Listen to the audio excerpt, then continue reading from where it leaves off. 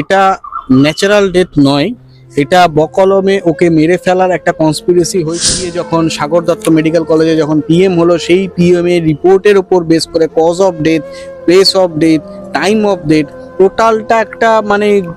টোটালটা দেখে মনে হচ্ছে যে কোথাও গিয়ে একটা মেডিকেল ফ্রেটার্নিটিকে বাঁচাতে এবং অরবিন্দকে সরানোর একটা প্রয়াস করা হয়েছে। প্লেস অফ ডেথটা, টাইম অফ ডেথটা দুটোই গন্ডগোল। আমার মনে হচ্ছে শাসকের কাছে একটা বিরাট বড় থ্রেটের জায়গায় চলে গেছিল এবং ওর কাছে অনেক কিছু কনফিডেন্সিয়াল ইনফরমেশন এসেছিল বা ছিল, এবং তার ভিত্তিতে যে চ্যানেল হেড তার সাথে কথা বলার পর যেটা বুঝতে পেরেছি যে কন্টিনিউ থ্রেট কলের প্রত্যেকটা আপডেট তার চ্যানেল হেডকে, যিনি ম্যাডাম আছেন, তাকে দেওয়া হতো।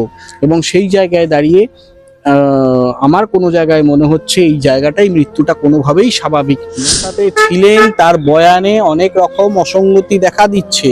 আমি আবার বলছি, যদি কার্ডিয়াটিক অ্যারেস্ট হয় বা কার্ডিয়াটিক ব্লক হয়, তাহলে সেই জায়গায় দাঁড়িয়ে পিএম এর প্রিলিমিনারি রিপোর্ট কজ অফ ডেটে সেটা মেনশন নয় কেন?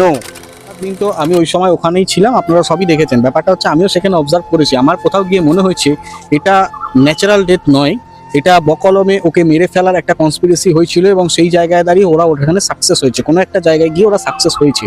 এবং সেটা আমরা যখন দেখেছি দীর্ঘ টালবাহানা পুলিশের মর্গে ওরকমভাবে পুলিশ স্টেশনের বাইরে বরফের ওপরে অরবিন্দ নায়কের বডি ওরকমভাবে সজ্জা, যেটা মনে হচ্ছে জাস্ট একটা মৃত মাছকে বরফের ওপর রেখে দিয়েছে। তারপর মর্গে গিয়ে যখন সাগর দত্ত মেডিকেল কলেজে যখন পিএম হলো, সেই পিএম এর রিপোর্টের উপর বেস করে cause of death, place of death, time of death,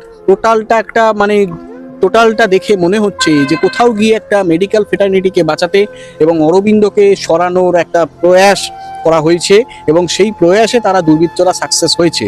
সেই জায়গায় দাঁড়িয়ে একটা কথা বলা যায়, কারণ এর মধ্যে আমি একটা নাম বলবো না, একটা বেশ প্রথম সারির ইউটিউব চ্যানেলও এর মধ্যে কোনো রকমভাবে জড়িত আমার মনে হচ্ছে। সেই নাম আমি এই মুহূর্তে বলবো না, কারণ এই মুহূর্তে সেই নাম বলা উচিত হবে না। সেটা তোমাদের যে চ্যানেল হেড যিনি ম্যাডাম, ওনার সাথে তো আমার কথা চলছে এবং বিভিন্ন স্তরে কথা চলছে।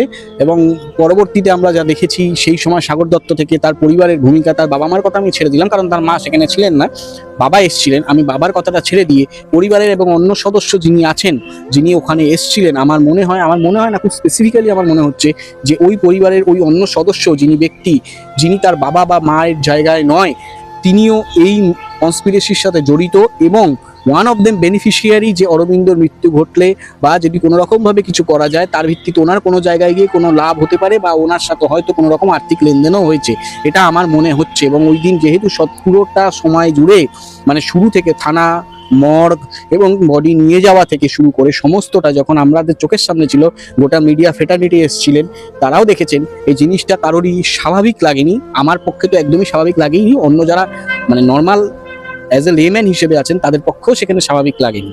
দাবি করা হচ্ছে যিনি অরবিন্দের সাথে শেষ ছিলেন যে ওনার সাডেন হার্ট অ্যাটাক হয়েছে, উনি টোটোতে মৃত্যু বরণ করেছেন, কিন্তু পোস্টমর্টম রিপোর্টে দেখা যাচ্ছে হসপিটালে হয়েছে। এই তখন আমি আবার বলছি জিনিসটা অস্বাভাবিক, কারণ প্লেস অফ অকারেন্সে সেই মুহূর্তে আমরা কেউই ছিলাম না, কিন্তু যে স্টেটমেন্ট দেওয়া হচ্ছে সেই স্টেটমেন্টে অসঙ্গতি লক্ষ্য হচ্ছে। একবার বলছে রাস্তায় আস্তে আস্তে, একবার বলছে হার্ট অ্যাটাক, একবার বলছে হসপিটালে। কারণ as per the PM report আমি যদি ধরি, প্রিলিমিনারি যা রিপোর্ট, সেই হিসেবে প্লেস অফ ডেথটা দেখাচ্ছে যে হসপিটালের মধ্যে হচ্ছে 8:45, ঠিক আছে? তো প্লেস অফ ডেথটা, টাইম অফ ডেথটা দুটোই গন্ডগোলের। তো সেই জায়গায় দাঁড়িয়ে আমার মনে হয় এই সত্য আগামী দিনে উদ্ঘাটিত হবে এবং আমার মনে হয় যেরকমভাবে আরজি করে অভয়ার মৃত্যুটাকে ধামাচাপা দিয়ে তড়িঘড়ি বার্ন করা এবং সেই জায়গায় দাঁড়িয়ে একটা বিরাট কনস্পিরেসি, আমার মনে হচ্ছে এটাও সেরকম শাসকের কোনো একটা জায়গায় এই অরবিন্দ নায়ক বলে যে ছেলেটি, যে আমাদের সাথে অনেক সম্পর্ক, যেহেতু আমার একাধিক ইন্টারভিউ নিয়েছে, আমার সাথে একটা বন্ধুত্বপূর্ণ সম্পর্ক হয়েছিল এবং আমার সাথে সহ আরো অন্য অ্যাডভোকেট যারা আছেন তাদের সাথেও একটা ভালো সম্পর্ক হয়েছিল। এবং সেই জায়গায় দাঁড়িয়ে আমার মনে হচ্ছে যেখানেও গঠনমূলক সমালোচনা করতো এবং সেই জায়গায় দাঁড়িয়ে কোনো জায়গায় আমার মনে হচ্ছে শাসকের কাছে একটা বিরাট বড় থ্রেটের জায়গায় চলে গেছিল এবং ওর কাছে অনেক কিছু কনফিডেন্সিয়াল ইনফরমেশন এসেছিল বা ছিল, এবং তার ভিত্তিতে যে চ্যানেল হেড তার সাথে কথা বলার পর যেটা বুঝতে পেরেছি যে কন্টিনিউ থ্রেট কলের প্রত্যেকটা আপডেট তার চ্যানেল হেডকে, যিনি ম্যাডাম আছেন, তাকে দেওয়া হতো।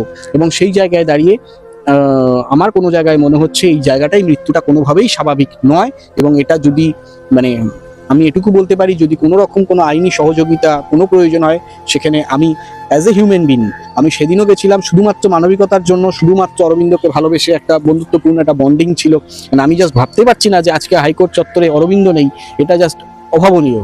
এটা আমার কাছে মেনে নেওয়াটা খুবই কষ্টকর, কারণ যার সাথে আমাদের প্রতিনিয়ত দেখা হতো, প্রতিনিয়ত ফোনে কথা হতো, তার ভিত্তিতে একটা ছেলে তরতাজা যুবক 25-26 বছরের যে এরকম ভাবে চলে যাবে, তাকে এরকম ভাবে চলে যেতে হবে, এবং শাসকের রোষানলে, শুধু শাসকের রোষানলে না, অন্য ইউটিউব মিডিয়ার রোষানলেও তাকে পড়তে হয়েছে। তার তরফ থেকে থ্রেটও করা হয়েছে, বিগত দিনে সেই ইউটিউবের তরফ থেকে, চ্যানেলের তরফ থেকে তাকে থ্রেটও করা হয়েছে একাধিকবার।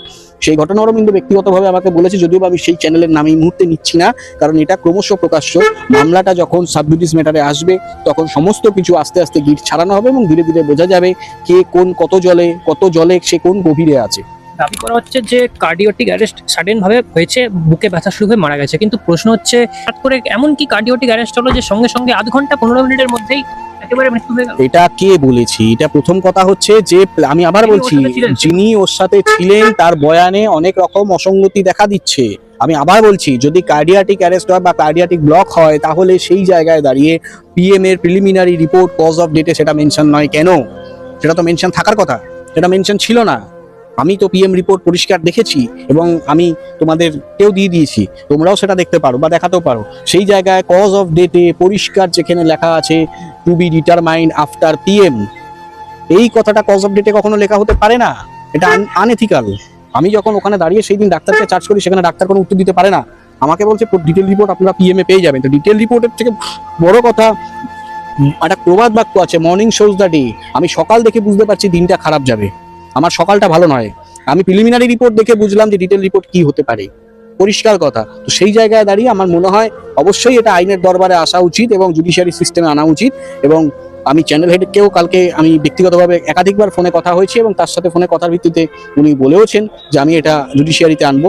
যদি কোনো রকম কোনো জুডিশিয়ারি সিস্টেমে আনা হয়, আমার মনে হয় সত্য উদ্ঘাটিত একদিন না একদিন হবেই, এবং তার সাথে কে জড়িত, কারা জড়িত, এবং সেই ফোনে কারা কল করেছিল, কল করে তারা কারা থ্রেট করেছিল, এবং সেই কল ডিটেলস কিভাবে বার করতে হয় কোর্ট অর্ডারে, সেটা আমি জানি এবং সেটা পরবর্তীতে করা হবে। যেটা রিপোর্টে দেখা যাচ্ছে প্লেস অফ ডেথ লেখা আছে হসপিটাল, কিন্তু যিনি ছিলেন শেষ অবধি তিনি বলছেন টোটোতে। আবার অপরদিকে বলা হচ্ছে যে যেই ডাক্তারখানায় প্রথম গিয়েছিলেন সেইখানের চিরকুটে নাকি ওষুধ লিখে দেওয়া হয়েছে, চিরকুটে ওষুধ লিখে দেওয়া হয়েছে, চিরকুট দেখাতে বললে বলা হচ্ছে চিরকুট নেই, সেটা নাকি পুলিশ। হ্যাঁ অবশ্যই, পুলিশকে যখন আমি চার্জ করলাম, এটা কখনোই স্বাভাবিক না। ওই চিরকুটে যে ওষুধ লিখেছে ডাক্তারের, আমার সন্দেহ আছে ডাক্তার কতটা ডাক্তারি পাস, তার এডুকেশন মানে শিক্ষাগত যোগ্যতা নিয়েও সন্দেহ আছে। এবং চিরকুটে যে ওষুধ লিখে দিয়েছে, সেই চিরকুটে ওষুধ যখন আমি জানতে চাইলাম চিরকুট কোথায়, অফিসারকে যিনি কেসের আইও আছেন, উনি বললেন আমি খুঁজে পাচ্ছি না। এটা কখনো কথা হতে পারে না, একটা চিরকুট। এবং চিরকুটটা যখন তার থেকে হ্যান্ড ওভার করলো বা তার থেকে হ্যান্ড ওভার নিলেন, সেই সিজার লিস্টে সেই সময় তো যেহেতু ম্যাটারটা আনন্যাচারাল ডেথ বা ইউডি একটা ম্যাটার রেজিস্টার্ড, কমপ্লেন রেজিস্টার হয়েছে, তাহলে ইউডি একটা যদি রেজিস্টার হয়, যে কোনো নথি বা যে কোনো ডিভাইস যদি নিতে হয়, তাহলে সেখানে চার্জশিটে উল্লেখ করতে হয় এবং পরবর্তীকালে যখন ফেরত দেওয়া হয় তখন রিসিভার হিসেবে তার সাইন থাকে। সেই কোনো প্রসিডিউরই মানা হয়নি, কোনো প্রসিডিউরের ধারেনি। সেই জায়গায় দাঁড়িয়ে আমি আবার বলছি, এই মৃত্যুটা যথেষ্ট সংশয়জনক এবং এই মৃত্যুটা স্বাভাবিক নয় এবং এই মৃত্যুটা ঘটানো হয়েছে। কিছু ইউটিউবের চ্যানেল, স্পেসিফিক্যালি আমি একটা চ্যানেলের কথা বলছি, কিছু ইউটিউব না, আমি নাম নিচ্ছি না, সেই ইউটিউবের চ্যানেল প্রভাব খাটিয়ে এবং মোটা অঙ্কের লেনদেন এর মধ্যে হয়েছে, সেই লেনদেন এবং গোটা মেডিকেল ফেটার্নিটিটাকে বাঁচানোর জন্য এবং পুলিশকে কাজে লাগিয়ে এই স্বাভাবিক মানে অস্বাভাবিক জিনিসটাকে বাস্তবে রূপ দেওয়ার একটা প্রচেষ্টা করা হয়েছে। কিন্তু একটা কথা বলে রাখি তাদের কাছে, যে তাদের সময় খুব আসন্ন কোর্টের দ্বারস্থ হওয়ার, এবং আপনারা মনে রাখবেন যে এই জুডিশিয়ারি সিস্টেমে এনে কিভাবে তাদেরকে আইনের আওতায় এনে সাজা দিতে হয়, সেটা আমরা আইনজীবীরা খুব ভালো মতো জানি। একটা বডি পুরো 12 ঘন্টা বা 14 ঘন্টার মতন পুরোপুরি পড়ে রইলো একেবারে পুরো মানে খোলা আকাশের নিচে, সেটা একবারও একটু সাদা কাপড় দিয়ে এটাই তো প্রথম কথা। যখন বডি মানে অরবিন্দকে যখন শোয়ানো অবস্থায় ছিল হসপিটালে, তখন ডাক্তার বললো, পুলিশ বলেছিল যে আমরা প্রিজার্ভ করব। পুলিশের কোনো অথেন্টিসিটি কি আছে থানার ভেতরে কোনো ডেড বডিকে প্রিজার্ভ করার? আমি যখন এটা চার্জ করলাম, পুলিশ পরিষ্কার নিরুত্তর, সেখানে কোনো উত্তর নেই। আমি যখন দমদম থানায় নিজে ফিজিক্যালি গিয়ে যখন ওনাকে জিজ্ঞেস করলাম যে চলুন আপনাদের প্রিজার্ভেশন রুমটা আমাকে দেখান, ওনারা তখন কোনো রকম কোনো কিছু বললেন না, একদম নিরুত্তর। মানে আমি মনে একটা জাস্ট লাইক এ পিলারের সাথে কথা বলছি। তো সেই জায়গায় দাঁড়িয়ে পুলিশের সহযোগিতার সাথে পুলিশকে সাথে নিয়ে এই টোটাল কনস্পিরেসিটাকে রূপ দেওয়া হয়েছে এবং আগামী দিনে এই পুলিশের চাকরি কিভাবে থাকে। কারণ আজকে যদি এটাকে এই জায়গায় স্টপ না করা হয় তাহলে আগামী দিনে এটা উত্তরোত্তর বৃদ্ধি পাবে। শাসকের গঠনমূলক সমালোচনা হবেই, এবং অরবিন্দর মতো ছেলে প্রতিবাদীকে তুমি আটকাতে পারো না এবং প্রতিবাদী মুখকে আটকাতে পারো না। একটা অরবিন্দ গেছে, হাজার অরবিন্দ আছে।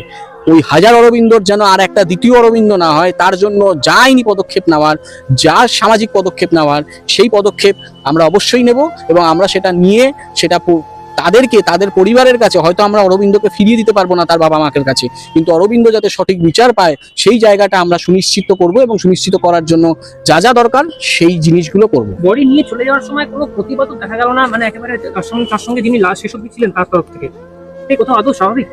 কখনোই স্বাভাবিক না। আমি তো টোটাল ব্যাপারটাই বলছি যে টোটাল ঘটনাটাই অস্বাভাবিক। কারণ এই জায়গায় দাঁড়িয়ে যে একটা বড় কনস্পিরেসি হয়েছে সেটা তার একটা শুধুমাত্র ঝলক, সেটা তার একটা প্রতিচ্ছবি ফুটে উঠেছে।